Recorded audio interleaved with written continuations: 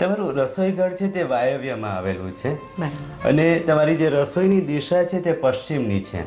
હા. હવે પશ્ચિમ તરફ મુખ રાખીને જ્યારે રસોઈ થતી હોય ત્યારે એવું કે રસોઈની જે સ્વાદ છે, ટેસ્ટ છે તે બદલાતો હોય એવું લાગે. એક કન્સિસ્ટન્ટ રસોઈ ના બને કે તમે આજે જે મસાલા નાખીને રસોઈ બનાવી છે બરાબર. એ જ મસાલા કાલે નાખો તો એ સ્વાદ એનો એ ન આવે, એવું થાય છે ખરું? હા, એટલે એવી કમ્પ્લેન મારા દીકરાની છે બરાબર છે કે ગયા વખત જેવું ના થયું, કે એક સરખું થવું જોઈએ એવું નથી થતું. એનું મુખ્ય કારણ તમારી રસોઈની દિશા છે. બરાબર. વાસ્તુ પ્રમાણે વાયવ્યમાં રસોઈ ઘર 100% હોઈ શકે, હા.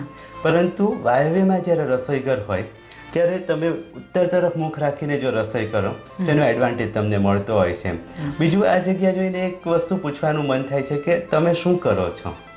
હું યોગાસનના ક્લાસ અને વેસ્ટ વસ્તુઓમાંથી બેસ્ટ વસ્તુ બનાવવાનો પ્રયત્ન કરીને ઘણી બધી વસ્તુ મેં બનાવી છે અને એના એક્ઝિબિશન કરું છું.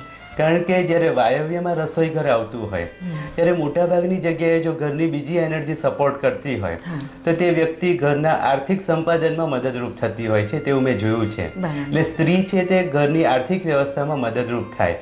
આ પ્રશ્ન એટલા માટે ઉદ્ભવ્યો. અને તમે યોગા જાણો છો તે તો ખૂબ સારી વસ્તુ છે, કારણ કે અત્યારના સંજોગોમાં લોકો મનની શાંતિ તરફ ભાગે છે, તો તેમાં યોગા જરૂરથી મદદરૂપ થઈ શકે. પરંતુ આ જે જગ્યા છે તેને વધારે સારી બનાવવી હોય તો શક્ય હોય તો ઉત્તર તરફ તમે તમારી રસોઈનું મુખ કરી દો. ત્યાં એક નાનું એવું ટેબલ મૂકી અને તમે એ દિશામાં રસોઈ કરી શકો. અને જો એ વ્યવસ્થા નથી થાય એવી તો પછી આ તમારું જે રસોઈ ઘર છે તેના ઈશાનની અંદર તમે એક તાંબાના કળશની અંદર ગાળેલું પાણી દરરોજ રાખો અને 24 કલાક પછી બદલી નાખો. એ રીતની વ્યવસ્થા કરો તો તમારી આ સ્થિતિ છે તેમાં તમને વધારે સારી એનર્જી મળશે. તમારું ડાઇનિંગ ટેબલ પણ વાયવ્યમાં આવેલું છે, એટલે એ કન્સિસ્ટન્ટ રીતે તમે એની પર જમી ના શકો. આજે આખું ફેમિલી ભેગું થયું છે તો કાલે તમે એકલા પણ જમતા હો, એટલે એવું તમને દરરોજ એક સાથે જમ્યાનો સંતોષ એ ન થવા દે. એની ઉપર તમે ચિનાઈ માટીના રોયલ બ્લુ કલરના બાઉલની અંદર જો પાણીની અંદર ગુલાબની પાંદડી રાખશો તો તમારું ડાઇનિંગ ટેબલ છે તેની એનર્જી ચાર્જ થશે અને આ જગ્યાએ તમે ભેગા બેસીને જમી શકશો. તે ઉપરાંત તમારો જે રસોઈનો સ્વાદ છે તે પણ વધારે સારો થશે. તમારા ઘરમાં એક નેગેટિવ વસ્તુ હું જોઉં છું તે છે મોરનું પીછું. એ તમે કેમ રાખ્યું છે? એટલે આ તો બધાએ કહ્યું કે ગરોળી આનાથી ભાગી જાય તો અમે રસોડામાં મૂક્યું એક પીછું. બરાબર છે, પરંતુ આપણા શાસ્ત્રોમાં એવું કહ્યું છે કે દરેક જે વસ્તુ છે તે પોતાની એનર્જી લઈને આપણા ઘરમાં આવે છે. હવે મોર જ્યારે પીછું કાઢે છે ત્યારે એની જે વેદના છે તે પીછાની સાથે આવે છે, તેની સુંદરતા સાથે નથી આવતી. તેથી મોરના પીછા છે તે ઘરમાં ન રાખવા જોઈએ અને શક્ય હોય ત્યાં સુધી મોરનું ચિત્ર પણ રાખવાનું આપણે ત્યાં નિષેધ છે, કારણ કે મોર એ આભાસી વસ્તુનું પ્રતિબિંબ છે. એટલે તમે રિયાલિટીમાં નથી જીવતા, તમે તમારા ખયાલી પુલાવની અંદર જીવતા હો છો, એટલે તમને ધાર્યા પરિણામો નથી મળતા. એટલે આ ફેરફાર કરવો ખૂબ જરૂરી છે.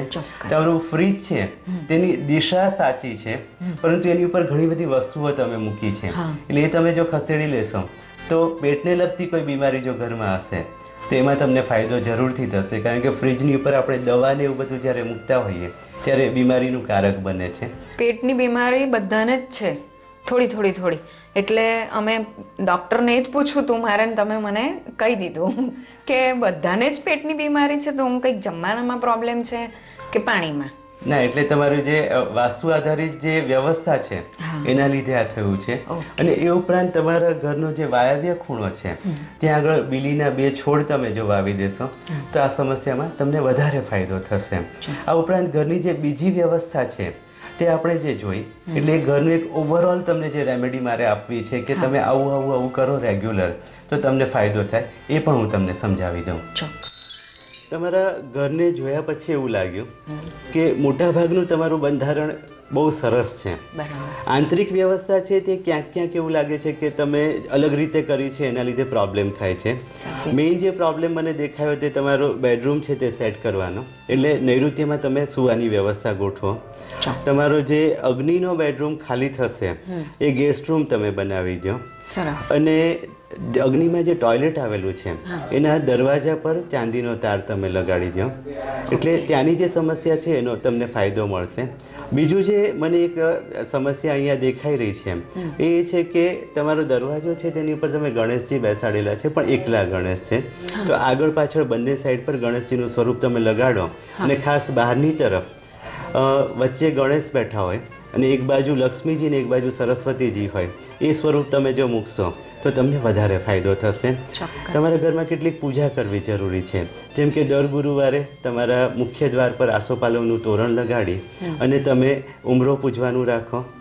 ઘરમાં જ્યારે પણ દીવો થાય ત્યારે તેમાં કપૂર મૂકો અને ગુરુવારે તમે તથા તમારા હસબન્ડ છે સાથે બેસી અને શ્રી સૂક્તમ અને પુરુષ સૂક્તમના પાઠ જો કરો તો તમારું ફેમિલી બોન્ડિંગ વધશે. તમારી આર્થિક જે સમસ્યા છે તેમાં પણ ફાયદો થશે, એટલે બેલેન્સિંગ એનું થશે. તમે રૂમ બદલશો એટલે તમારો પ્રભાવ વધશે. અને ઘરમાં જો શિવ પૂજા રેગ્યુલર કરવાની થાય, એટલે કે શિવલિંગ પર પાણી, દૂધ, પંચામૃત અને પાણી, આ રીતનો જો અભિષેક રેગ્યુલર કરવાનો થાય તો ઓવરઓલ તમને ખૂબ ફાયદો થશે. એટલે આ રીતે તમારે કરવું જોઈએ. ખૂબ ખૂબ આભાર તમારો, અને બને એટલો પ્રયત્ન કરીશું કે અમે અમારા ઘરમાં ચેન્જ લાવી અને શાંતિ અને જે પણ ઈચ્છીએ છીએ એ મેળવી શકીએ. ચોક્કસ. નમસ્કાર. નમસ્કાર. જોયું ને દર્શક મિત્રો, નકશામાં વાસ્તુ પરફેક્ટ લાગતું મકાન હોય તેમાં પણ ઘણી બધી સમસ્યાઓ આંતરિક વ્યવસ્થાને લીધે ઉદ્ભવતી હોય છે, અને આવી જ રીતે નાના નાના ફેરફારો કરી અને તમે તે જગ્યાને ફરીથી વાસ્તુ પરફેક્ટ બનાવી ખૂબ સારી ઉર્જા મેળવી શકો છો. ભારતીય વાસ્તુ દરેક માણસને ઉપયોગી થાય તે જ રીતે લખાયેલું છે. તમે પણ ઈચ્છતા હો કે અમારી વાસ્તુ જ્ઞાનની ટીમ તમારા ઘરે આવી અને આ પ્રકારે તમને મદદરૂપ થાય તો જરૂરથી સંપર્કમાં રહો. નમસ્કાર.